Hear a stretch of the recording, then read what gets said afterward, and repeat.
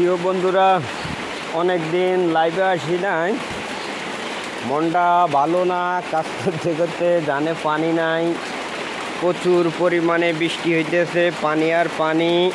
আমার মুরগির ফার্মে অলরেডি যে পানি ঢুকে গেছে, কি করবো, মাথায় কাজ করতেছে না। সেটা অনেক উঁচু করছিলাম, কিন্তু এত পরিমাণে পানি হইতেছে যেটা বলার বাইরে। কি করবো, বৃষ্টি একটু থামতেছে আর হইতেছে,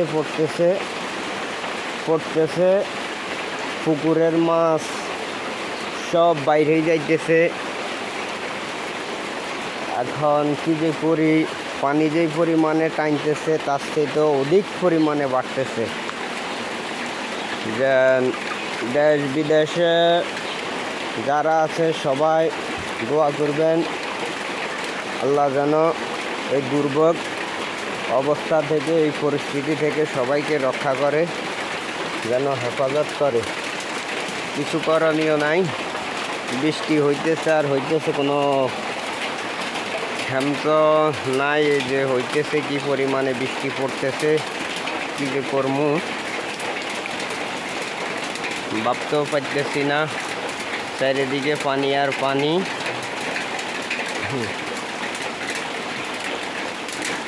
বিল পরিমাণে পানি, যে ধানের জমি ছিল ওই জমিও কিভাবে মানুষ ভবিষ্যতে খাবার খাইব, ধানের কি অবস্থা হইব, চাইলের কি অবস্থা হইব, আল্লাহ পাকে ভালো জান। আল্লাহ যদি এই গরিব দেশের হেফাজত করে, না হলে কিছুই করণীয় নাই। বৃষ্টি আর বৃষ্টি হইতেছে। আমার মুরগিগুলাও সেল দেওয়ার সময় হইতেছে, গাড়ি যেন আমি নিয়ে আসমু এইখানে সম্ভব হইতেছে না, এত পানি। এখন মুরগিগুলো বড় হয়েছে, এখন আর কি করণীয়, আল্লাহর দিকে চাই রয়েছি। পানি আর মুরগি একসাথে পালাই রাখছি, কি করবো, দুধ পাইতেছি না।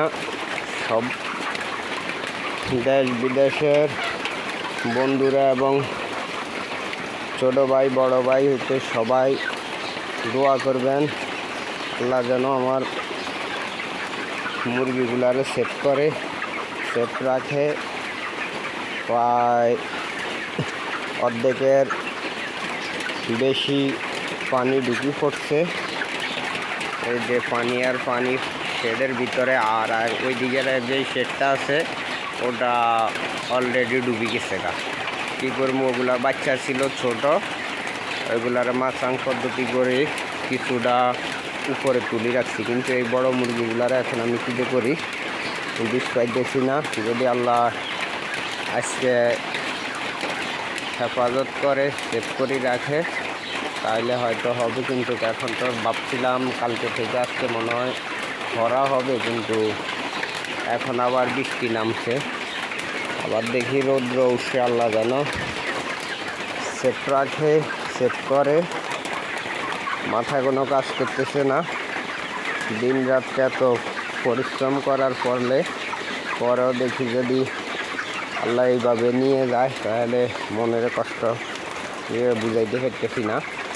এর ভিতরে এ অবস্থাতে তারপরেও কয়েক পিস ডেলি মুরগি মারা যাইতেছে, 4-5 পিস। সবাই দোয়া করবেন, ভালো থাকবেন। আল্লাহ হাফেজ, আসসালামু আলাইকুম।